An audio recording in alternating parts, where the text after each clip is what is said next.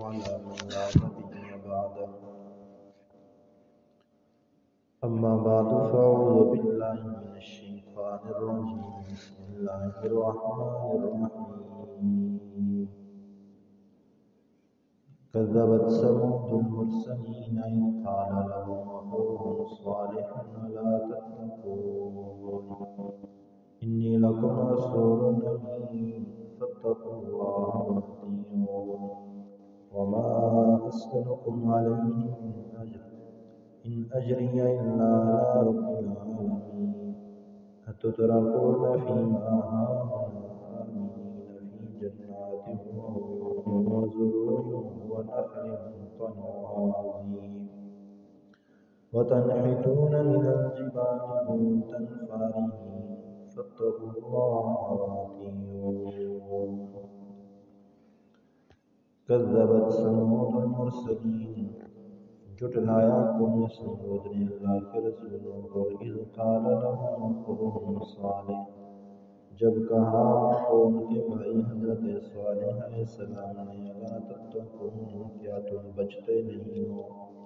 انی لکم رسول امین بے شک میں تمہارے لیے رسول ہوں امانت دار فاتقوا اللہ پس ڈرو اللہ تعالیٰ سے واطیعون اور میری اطاعت کرو وما اسألکم علیہ من اجر اور میں اس تبلیغ پر تم سے کوئی معاوضہ نہیں مانگتا ان اجری الا علی رب العالمین میرا اجر میرے رب کے ذمے اتترکون کیا تم چھوڑ دیے جاؤ گے فیما ہاہنا یہاں آمنین امن میں فی جنات باغات میں وعیون چشموں میں وزروع کھیتیوں میں ونخل کھجوروں میں طلعها عظیم جن کے خوشے نہایت ملائم ہیں وتنحتون من الجبال تم تراشتے ہو پہاڑوں کو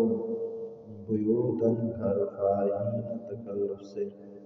فاتقوا اللہ پس تم ڈرو اللہ تعالیٰ سے واطیعون اور میری اطاعت کرو اس سے پہلے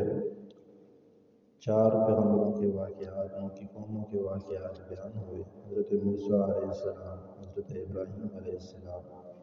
حضرت نوح علیہ السلام حضرت ہود علیہ السلام اب اس کے بعد حضرت صالح علیہ السلام کی قوم ثمود کا تذکرہ ہے اللہ تعالیٰ فرماتے ہیں کذبت ثمود المرسلین جھٹلایا قوم ثمود نے اللہ کے رسولوں کو یہ بات پھر جمع کا صیغہ ہے ایک رسول کی تکذیب سارے رسولوں کی تکذیب ہوتی ہے اذ قال لهم اخوهم صالح جب کہا اس قوم کو قوم ثمود کو حضرت صالح علیہ السلام جو ان کی قوم بھائی تھے بھائی اس لیے کہا کہ اسی قوم کے ایک فرد تھے کیا کہا الا تتقون کیا تم کفر سے شرک سے گناہوں سے اللہ کی نافرمانی سے اپنے آپ کو بچاتے کیوں نہیں یہ قوم ثمود کہاں پر آباد تھی یہ وادی القریٰ میں تھی یہ مشہور علاقہ ہے خیبر اور تبوک کے درمیان ہے اس کو حجر کا علاقہ کہا جاتا ہے یہاں پر بڑی بڑی چٹانیں ہیں لوگ چٹانوں کو تراش کر اس کے اندر سوراخ بنا کے مکانات بناتے تھے اس قوم کو بھی اللہ نے بڑی طاقت عطا فرمائی ہوئی تھی حضرت صالح علیہ السلام کی طرف پیغمبر بنا کر بھیجے گئے انہوں نے آ کے فرمایا انی لکم رسول امین بے شک میں تمہارے لیے رسول بن کے اللہ کا پیغمبر بن کے آیا ہوں اللہ نے مجھے تمہاری طرف رسول بنا کر بھیجا ہے امین میں امانت دار ہوں یہ ہر نبی نے آ کے اپنی قوم سے یہی بات کی کہ تم کہتے ہو کہ خود بنا کے لاتا ہے ہم خود بنا کے نہیں لاتے ہمیں اللہ جو احکامات دیتے ہیں وہی منوال تم تک پہنچاتے ہیں جتنی باتیں اللہ نے ہمیں بتائی ہوتی ہیں وہی تم تک پہنچاتے ہیں کوئی کمی پیشی ہم کسی چیز کے اندر کسی حکم کے اندر اپنی طرف سے نہیں کر سکتے فاتقوا اللہ بس تم ڈرو اللہ تعالیٰ سے اللہ کے غضب سے ڈرو اس کے غصے سے ڈرو اس کے قہر سے اس کے عذاب سے ڈرو واطیعون اور میری اطاعت کرو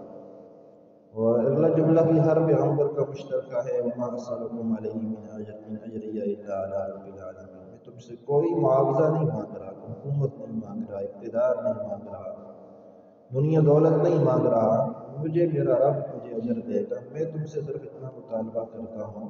کہ تم مجھے میری بات مان لو، جو میں اللہ کے احکامات تم تک پہنچا رہا ہوں وہ احکامات کو پورا کرنے والے بن جاؤ، بس یہی ہمارا مطالبہ ہے۔ اللہ کی وحدانیت کا اقرار کر لو، اس کی مان لو، اس کو مان لو، بس یہی ہمارا مطالبہ ہے۔ آگے صالح علیہ السلام نے اللہ تعالیٰ کی جو انعامات ان کے اوپر تھے ان کا تذکرہ فرمایا۔ تترکون فیما ہاہنا آمین، تم کیا سمجھتے ہو کہ یہ جو خوشحال زندگی تمہیں اللہ نے عطا کی ہوئی ہے تم ہمیشہ اس میں ایسی رہو گے؟ تمہاری خوشحالی کبھی ختم نہیں ہوگی، کبھی اس پر زوال نہیں آئے گا۔ یہ خوشحالی اللہ تعالیٰ کی طرف سے نعمت ہے، لیکن یہ ایک دن ختم ہو جائے گی۔ فی جنات، یہ تمہیں باغات دیے ہوئے ہیں، کیا تم یہ سمجھتے ہو کہ یہ باغات ہمیشہ ہمیشہ تمہارے پاس رہیں گے؟ اسی طرح سرسبز و شاداب رہیں گے،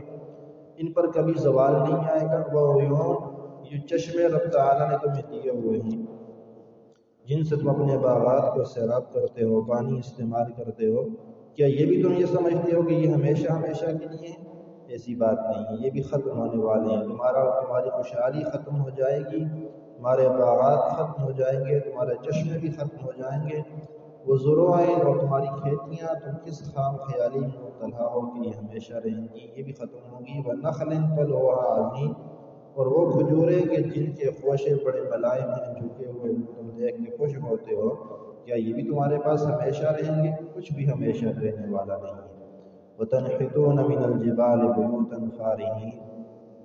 اور تم تو پرتکلف مکانات بناتے ہو۔ یہ قوم سمود فن تعمیر کی بڑی ماہر قوم تھی،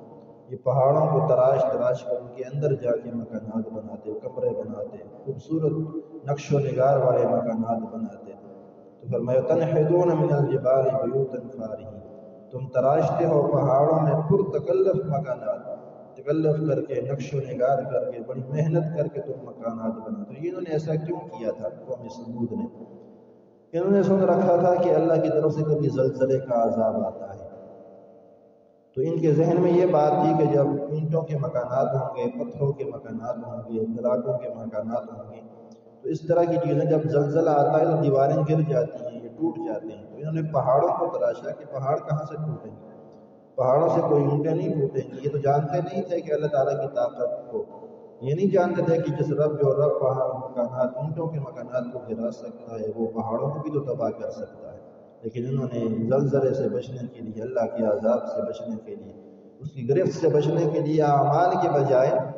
مکانات بنائے پرتکلف پہاڑوں کو تراش تراش کر۔ حضرت شیخ رحمہ اللہ یہاں پہ فرماتے ہیں کہ ان کے شاگرد مدینہ کے اندر گئے تو انہوں نے وہاں جا کر اجازت مانگی کہ ہم حجر کے علاقے میں جا کے دیکھنا چاہتے ہیں، قوم سمود کے جو علاقہ تھا اس کو دیکھنا چاہتے ہیں۔ انہیں اجازت مل گئی تو وہ وہاں پر گئے تو انہوں نے دیکھا اپنی آنکھوں سے۔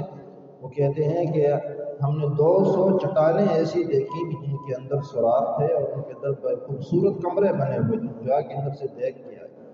کہ وہاں پر 200 کے قریب چٹانیں ایسی ہیں جن کو تراش تراش کر اندر مکانات بنائے ہوئے اور بڑے بڑے کمرے بنائے ہوئے ہیں۔ تو اللہ تعالیٰ کے پیغمبر نے فرمایا کہ دیکھو تم اس کیا کام کر رہے ہو، اپنا قیمتی وقت کہاں پہ ضائع کر رہے ہو، زندگیاں تم ان پہاڑوں کو تراشتے تراشتے گزار دیتے ہو۔ تم ایسا کام کرو کہ جس سے تمہارا آخرت کا گھر بن جائے۔ دنیا کا گھر بنانا بھی کمال نہیں ہے، آخرت کا گھر بنانا کمال ہے۔ فاتقوا اللہ، بس اللہ تعالیٰ سے ڈرو، اس کے عذاب سے ڈرو۔ اس کا عذاب جب آتا ہے تو پہاڑ نہیں روک سکتے، اس کا عذاب جب آتا ہے تو دنیا کی کوئی طاقت رکاوٹ نہیں بن سکتی۔ جب اس کا عذاب آئے گا تو تمہارے پہاڑ ختم ہو جائیں گے، تمہارے یہ رکاوٹیں بڑے بڑے خوبصورت مکانات ختم ہو جائیں گے۔ وَأَطِیعُونِ، اور میری اطاعت کرنے والے بن جاؤ، اللہ کی گرفت سے، اللہ کی پکڑ سے اپنے آپ کو بچاؤ اور میری بات مان لو کہ اللہ کی وحدانیت کا اقرار کرو، آخرت کی فکر کرو، دنیا کی رونقیں ختم ہونے والی ہیں۔ اگر تم باز نہ آئے تو پھر اللہ تعالیٰ کی پکڑ آ جائے گی، جب اس کی پکڑ آئے گی تو دنیا کی کوئی طاقت تمہیں بچا نہیں سکتی۔ اللہ تبارک و تعالیٰ